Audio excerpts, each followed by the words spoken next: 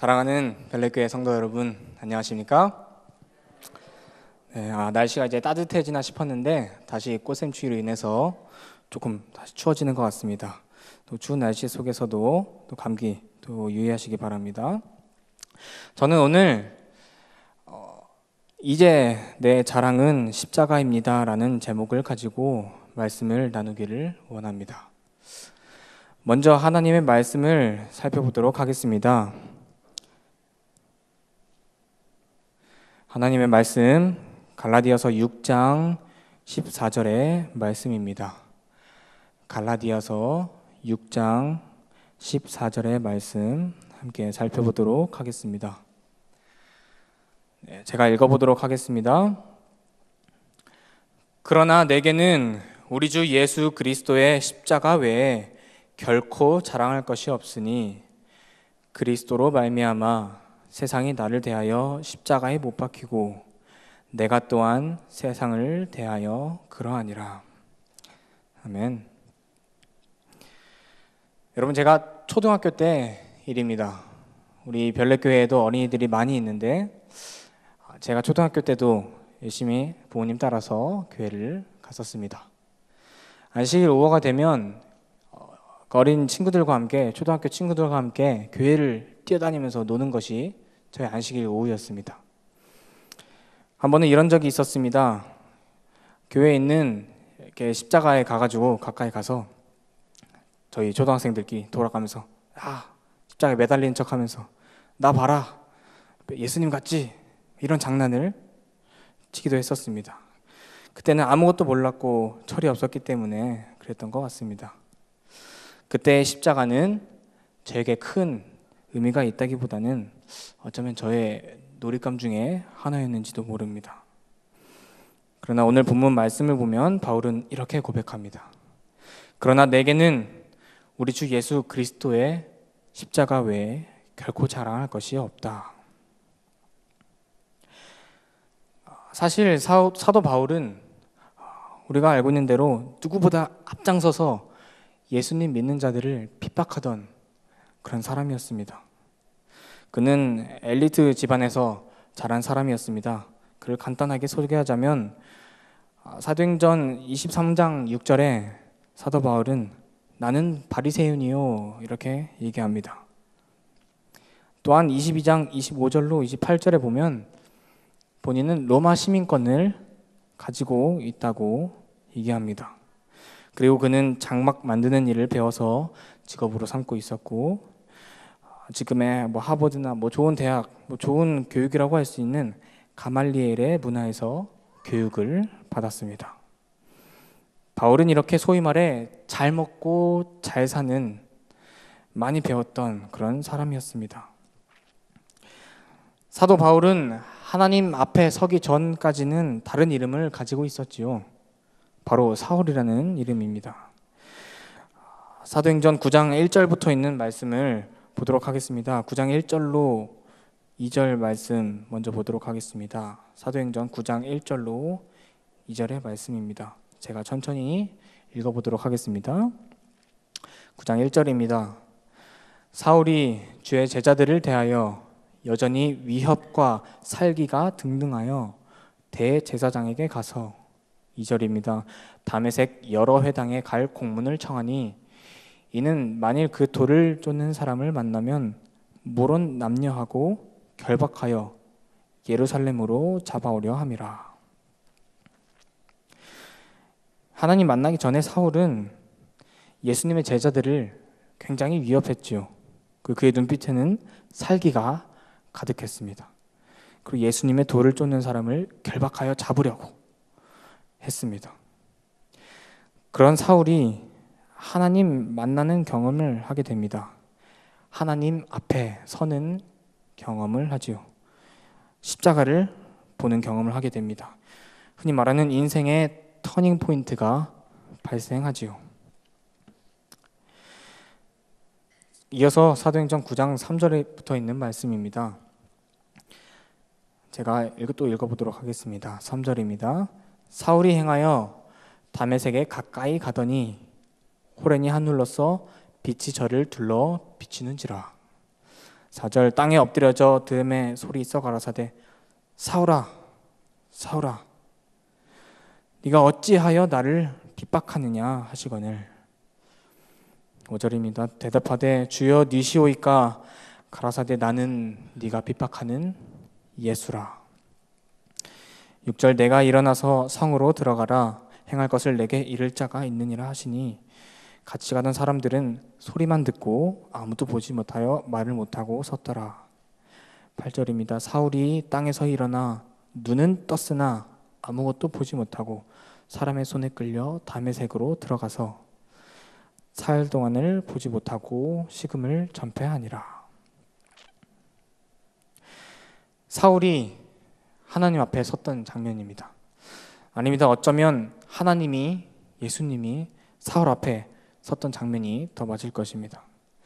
3절에 보면 사울이 행하여 다메섹에 가까이 가더니라고 얘기하고 있습니다. 다메섹에 그는 왜 가고 있었을까요? 예수 믿는, 흔히 말해 예수쟁이들을 괴롭히러 핍박하러 가는 순간이었습니다. 그렇게 예수 믿는 사람들을 괴롭히러 가는 그 순간에 예수님께서는 사울에게 나타나셨습니다. 우리는 이 장면을 통해서 인간이 얼마나 나약한 존재인지 또한 알 수 있습니다. 하나님의 빛을 보는 순간 눈이 멀어버리고 맙니다. 하나님 앞에서 우리는 너무나도 연약한 사람들이지요. 우리는 모두 이 사울과 같이 하나님 앞에 선 존재들입니다. 지금 이 순간에도 하나님 앞에 서 있습니다.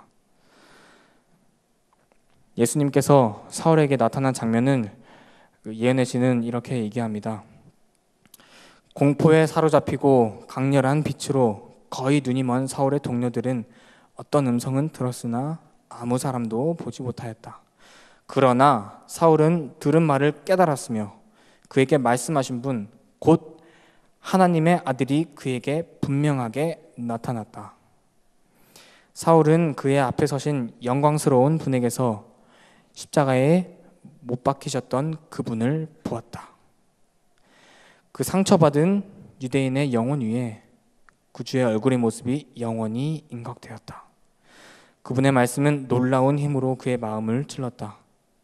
그의 어두운 마음 구석에 큰 빛이 비쳐들어와 과거 생애의 무지와 과오 그리고 현재 성령의 교화하심의 필요를 깨닫게 하였다.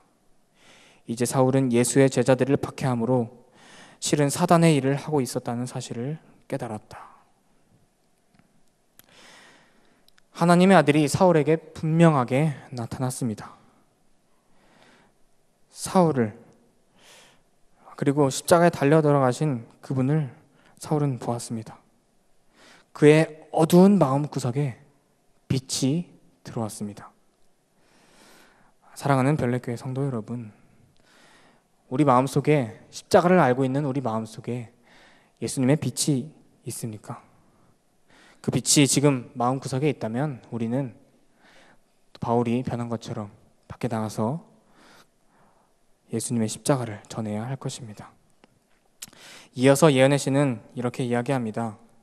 이제 사울은 약속된 메시아가 나사렛 예수로서 이 땅에 오셨으며 그분은 자신이 구원하려 했던 사람들에게서 거절을 당하시고 십자가에 못 박히셨다는 사실을 분명히 알았다. 이 모든 일로 사울은 크게 감명을 받았으며 예수께서 약속된 메시아라는 거의 부인할 수 없는 확신이 그의 마음에 밀려왔다. 사울이 예수님을 만난 그 순간에도 분명했고 그 당시에도 분명했고 지금도 분명한 사실은 예수 그리스도께서 십자가에 달려 돌아가셨다는 사실입니다. 이 모든 일을 사울이 제대로 알게 되었을 때 예수님께서 사울에게 먼저 나타나 말 걸어 주셨을 때 사울은 감명받을 수밖에 없었습니다. 그렇다면 우리의 마음속에도 이런 감동이 있어야 하지 않겠습니까? 이제 사울로서의 인생은 모두 끝이었습니다. 바리새인이고 로마 시민권이 있고 가말리엘 문화에서 교육을 받고 돈 잘 버는 직업을 가지고 있었으나 하나님 앞에 딱 섰을 때 그것들은 아무것도 아니었습니다. 그의 인생이 변하기 시작합니다. 사도행전 9장 10절로 11절, 아나니아라는 제사장이 등장합니다. 10절입니다. 그때 다메섹에 아나니아라는 제자가 있더니 주께서 환상 중에 불러 가라사대 아나니아야 하시거늘 대답하되 주여 내가 여기 있나이다 하니 11절, 주께서 가라사대 일어나 집가라 하는 거리로 가서 유다 집에서 5사람 사울이라 하는 자를 찾으라. 하나님께서 아나니아를 이제 바울에게 보내는 장면이지요. 이어서 계속 말씀 살펴보도록 하겠습니다. 9장 13절입니다. 아나니아가 대답하되 주여 이 사람에 대하여 내가 여러 사람에게 듣사온즉 그가 예루살렘에서 주의 성도에게 적지 않은 해를 끼쳤다 하니 14절, 여기서도 주의 이름을 부르는 모든 자를 결박할 권세를 대제사장들에게 받았나이다 하거늘 15절, 주께서 가라사대 가라, 이 사람은 내 이름을 이방인과 임금들과 이스라엘 자손들 앞에 전하기 위하여 택한 나의 그릇이라. 아나니아는 이상하게 생각합니다. 내가 알기로는 사울은 예수님을 믿는 자들을 공격하고 괴롭히고 실제로 스데반을 돌로 쳐 죽이는데 앞장섰던 사람인데 그 사람한테 가보려니 이것이 어떻게 된 일인가. 그러나 하나님은 뭐라고 하셨어요? 택한 나의 그릇이라고, 가보라고 하셨습니다. 사울은 핍박하던 사람에서 순식간에 하나님의 택한 사람이 되었습니다.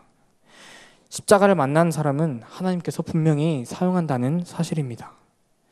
십자가에 달려 돌아가신 예수님을 알고 있는 우리들도 분명 하나님께서 사용하신다는 것은 변함이 없는 사실인 것입니다. 사울은 아나니아에게 이제 안수를 받지요. 받고 그의 눈에서 이제 비닐 같은 것이 벗겨지면서 다시 눈을 보게 되고 즉시 일어나 침례를 받습니다. 사울로서의 인생 끝나고 그의 새로운 인생이 펼쳐진 것입니다. 사랑하는 별내교회 성도 여러분, 우리는 어쩌면 아직도 하나님 앞에 선 나의 모습을 잊고 살아가는지 모릅니다. 사울은 하나님과 만나고 나서 그 즉시 그리스도를 전하는 데 앞장섰습니다. 오늘날 하나님 앞에 선 우리는 지금 당장 나가서 내 삶 속을 통해서, 나의 행동을 통해서, 나의 말을 통해서 예수님을 알리는 데 힘써야 할 것입니다. 바울은 이렇게 예수님을 만나는 인생에 터닝 포인트가 있었죠. 사실 저도 이러한 터닝 포인트가 있었습니다. 진짜 하나님이 제 앞에 나타나서 눈이 멀어가면서 하나님과 대화한 것은 아닙니다. 맨 처음 얘기했던 것처럼 저는 교회에서 마냥 뛰어놀기 좋아하는 어린아이였습니다. 교회 물건들을 가지고 장난치는 것을 좋아했고 교회에 있는 십자가에서도 장난치면서 놀았었습니다. 점점 자라기 시작하면서 고등학교에 진학했습니다. 진짜 무슨 큰 사건이 있었던 것이 아니고 소소한 것들이 저의 마음을 움직였습니다. 저는 여기 한국삼육고등학교에 재학 중이었는데 학교에 계시던 전우사님과 1대1로 성경 수업도 배워보고 학교 종교부 임원으로 봉사도 해보고 금요일 밤만 되면 밤늦게까지 하나님께 찬양을 드리는 일도 해보고 목사님과 많은 이야기를 나누면서 나도 목회를 하고 싶다 이런 생각을 했고 지금도 그 길을 위해 또 준비하고 있습니다. 옛날에 교회에서 십자가에 매달리는 장난을 치던 저는 이제 그 십자가가 얼마나 중요한 것인지 깊이 생각해 보게 되었습니다. 이 교회에도 많은 학생들이 있죠. 저는 이제 학생 전도사로 봉사하게 되었는데 우리 학생들이 그 학창 시절에 창조주 하나님을 기억하여서 또 하나님 안에서 잘 자랄 수 있도록 성도 여러분들이 열심히 또 기도해 주시기 간절히 바랍니다. 새로운 인생을 가진 바울은 누구보다 앞장서서 자신이 만난 하나님, 인간을 위해 십자가에 달려 돌아가신 예수님을 전하기 시작합니다. 전도 여행도 하지요. 1차부터 4차까지 10여 년 넘는 세월 동안 전도하는 데 힘씁니다. 그리고 또 신약의 대부분을 바울이 기록하게 됩니다. 사실 사울의 회심은 그 당시 사람들에게 굉장히 큰 충격이었습니다. 그는 열렬한 유대교의 옹호자였고 예수의 제자들을 박해하는데 지칠 줄 모르는 사람이었습니다. 그런 사울의 회심은 성령 하나님의 능력이 굳건히 존재한다는 증거입니다. 회심 전 사울은 나사렛 예수가 하나님의 율법을 무시할 뿐 아니라 그의 제자들에게도 율법은 폐지되었다고 가르친 줄로 생각하였습니다. 그러나 회심 후 사울은 예수님께서 율법을 옹호하려는 분명한 목적을 가지고 세상에 오신 분임을 인정하였습니다. 회심 전 사울은 자신의 선한 행위로 의롭다고 확신하던 거만한 바리새인이었으나 이제는 십자가를 만나고 나선 자신의 무가치함을 고백하고 십자가만이 본인의 자랑이라고 고백합니다. 맨 처음 소개했던 성경절이죠. 제가 다시 한번 읽어보도록 하겠습니다. 그러나 내게는 우리 주 예수 그리스도의 십자가 외에 결코 자랑할 것이 없으니 그리스도로 말미암아 세상이 나를 대하여 십자가에 못 박히고 내가 또한 세상을 대하여 그러하니라. 매일같이 눈을 뜨면 예수 믿는 사람들을 어떻게 비박할까 고민하던 그런 사울이 뭐라고 고백하고 있어요? 내게는 우리 주 예수 그리스도의 십자가밖에 자랑할 것이 없다. 이것이 여러분과 저의 고백이 되기를 간절히 바랍니다. 제가 시를 잘 알지는 못하는데요. 이 시간 윤동주 시인의 십자가라는 시를 소개해드리고자 합니다.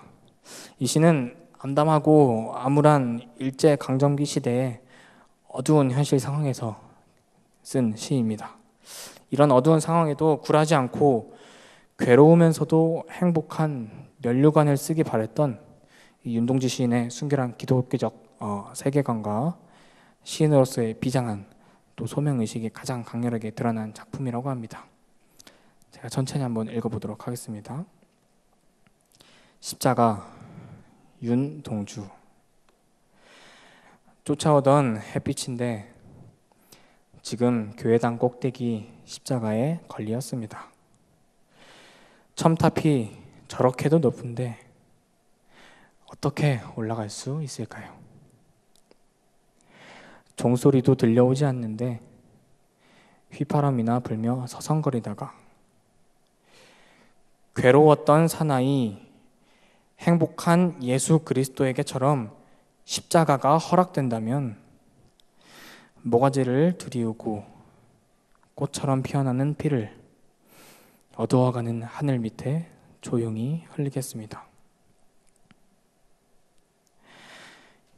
인류의 모든 짐을 지고 괴로웠으나 십자가에 못 박혀 희생되었기 때문에 행복했던 예수 그리스도처럼 이 시인도 이 어두운 상황을 극복하기 위해서 기꺼이 모가지를 들이우고 꽃처럼 피어나는 피를 어두워가는 하늘 밑에 조용히 흘리겠다고 하였습니다.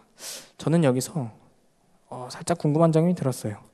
윤동주 시인은 예수님을 괴롭지만 행복한 사람이라고 표현했습니다. 여러분, 예수님께서 십자가를 지실 때 행복하셨을까요? 인간으로 오신 예수님께서 그 극심한 고통 가운데 계실 때 행복하셨을까요?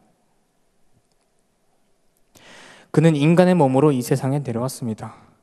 머리에는 가시 면류관이 씌었고 등에는 채찍질이 가해졌습니다. 그 무거운 십자가를 지고 갈바리 언덕을 오르셨고 손과 발은 못 박혀 십자가에 달리셨습니다.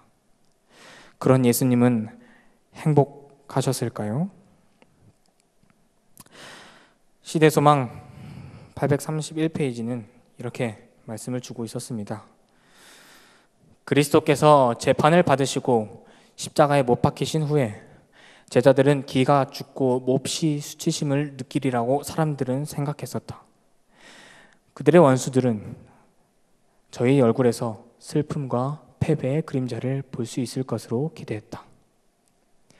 그러나 그것과는 반대로 그들의 얼굴에는 즐거움과 승리가 있을 뿐이었다. 그들의 얼굴은 이 세상에서 찾아볼 수 없는 행복으로 빛나고 있었다. 그들은 낙망하거나 슬퍼하지 않았으며 하나님께 드리는 감사와 찬송으로 충만해 있었다. 그들은 큰 기쁨으로 그리스도의 부활과 승천에 관한 놀라운 이야기를 전했는데 많은 사람들이 그들의 증언을 기꺼이 받아들였다. 그들의 얼굴은 이 세상에서 찾아볼 수 없는 무엇으로 빛나고 있었어요? 행복으로 빛나고 있었습니다. 윤동주 시인은 예수님을 괴로웠으나 행복하다고 표현했습니다. 예수님께서는 분명히 괴로웠지만 십자가에 달려 돌아가시고 부활하셨을 때 행복하다고 생각하셨을 것입니다. 왜냐하면 그의 죽음을 통하여 우리를 구원하셨기 때문이지요. 사랑하는 별내교회 성도 여러분, 우리의 얼굴도 세상에서 찾아볼 수 없는 행복으로 빛나기를 간절히 소망합니다. 이 세상의 십자가가 무겁고 힘들어도 내 삶 속에 하나님께 드리는 감사와 찬송이 넘치기를 간절히 바랍니다. 하나님 앞에서 우리는 사실 행복할 수밖에 없는 존재들이기 때문입니다. 성냥개비라고 하면 안데르센의 동화 성냥팔이 소녀가 생각이 납니다. 추운 겨울 성냥팔이 소녀는 팔다 남은 성냥으로 자신의 몸을 녹이죠. 그러다 그녀는 조용히 눈을 감고 세상을 떠나게 됩니다. 성냥개비와 관련된 이야기가 또 있습니다. 어느 날 이 성냥개비가 양초한테 와서 이렇게 얘기합니다. 양초야, 나는 너에게 불을 붙일 의무가 있단다. 그러자 양초가 놀라면서 얘기합니다. 예, 성냥개비야, 너는 불꽃이 타오르는 고통을 몰라. 나한테 불을 붙이면 나의 온몸에서는 힘이 빠지고 만단다. 그 말을 들은 성냥개비는 이렇게 대답했습니다. 양초야, 너와 나는 빛이 되라는 소명을 받았단다. 성냥인 나는 너보다 인생이 훨씬 짧단다. 거기에다가 불을 피우기 위해서는 부딪히는 그 고통을 너는 짐작도 못할 거야. 그러나 불을 붙이지 않으면 내 삶은 아무런 의미가 없어. 나는 오직 불을 피우기 위해 존재한단다. 그 말을 들은 양초는 이제 이해가 간다는 듯이 이렇게 고개를 끄덕이면서 말했습니다. 네 말이 옳아. 나도 불을 밝히고 온기를 주기 위해 존재하지.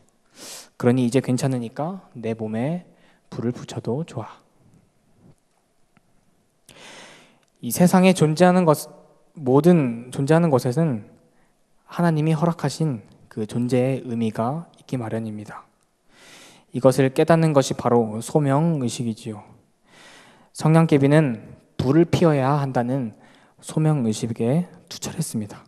그리고 양초는 성냥개비의 말을 딱 듣고서 자신에게는 그의 몸을 태워 불을 밝히고 온기를 주는 소명이 있음을 알게 되었습니다.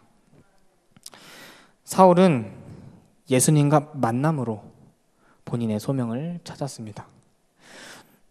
누구보다도 열심히 그 십자가를 전하는데 앞장섰습니다. 하나님 앞에서 십자가를 만난 우리는 어떠한 소명을 가지고 살아야 하겠습니까? 아까 살펴보았던 말씀인데요. 사도행전 9장 15절의 말씀입니다. 주께서 가라사대 가라. 이 사람은 내 이름을 이방인과 임금들과 이스라엘 자손들 앞에 전하기 위하여 택한 나의 그릇이라. 하나님께서 사울을 택하신 장면을 다시 설명했습니다. 여러분, 여기 제 손에는 컵이 있습니다. 이 속에는 또 물이 있죠. 제가 물을 좀 마시겠습니다.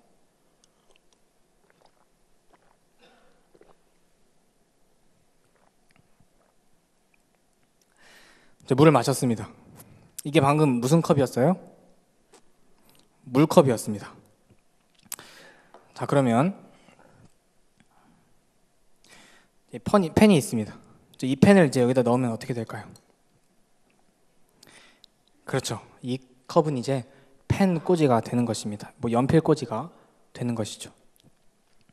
혹은 이 컵에 휴지를 넣어두면 휴지컵이 될 수도 있습니다.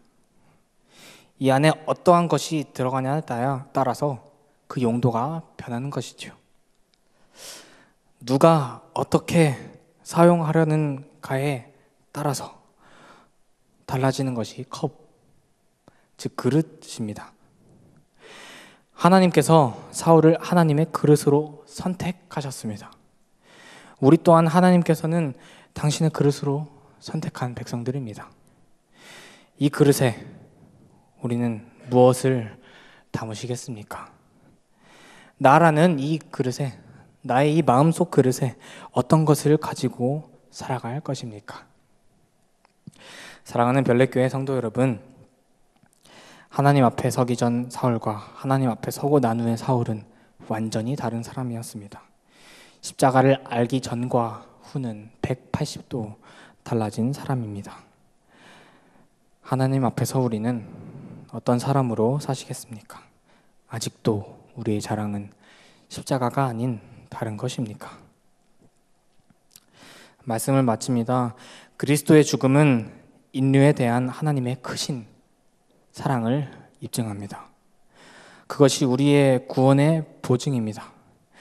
그리스도인들에게서 십자가를 제거하는 것은 하늘에서 태양계에서 태양을 제거하는 것과 같다고 할 수 있습니다. 십자가는 우리를 하나님께 가까이 인도해 줄 뿐더러 우리를 하나님과 화목하게 해주지요. 여호와께서는 부성애의 동정심을 가지고 불쌍히 여기는 마음으로 인류를 영원한 사망에서 구하고자 그 아들이 참은 그 고통을 보시면서 그 사랑하는 자 안에서 우리를 받아주십니다. 십자가가 없었다면 아버지와 우리는 연합할 수가 없었습니다.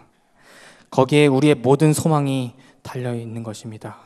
십자가로부터 구주의 사랑의 빛이 비쳐나오므로 십자가의 발 아래서 죄인인 우리는 구원하시기 위하여 돌아가신 분을 우리가 쳐다볼 때 우리는 충만한 기쁨으로 기뻐할 수 있을 것입니다.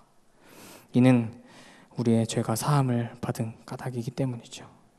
우리의 죄가 사함 받았기 때문에 우리는 기쁨으로 기뻐할 수 있습니다. 죄인인 우리가 십자가 곁에 믿음으로 무릎을 꿇을 때 우리는 인간이 도달할 수 있는 최고의 장소에 이미 도달한 것입니다. 이제 우리는 이렇게 이야기할 수 있습니다. 내게는 우리 주 예수 그리스도의 십자가밖에 자랑할 것이 없다. 다 같이 한번 읽고 말씀 마치도록 하겠습니다. 시작. 내게는 우리 주 예수 그리스도의 십자가밖에 자랑할 것이 없다. 이상으로 말씀 마치도록 하겠습니다.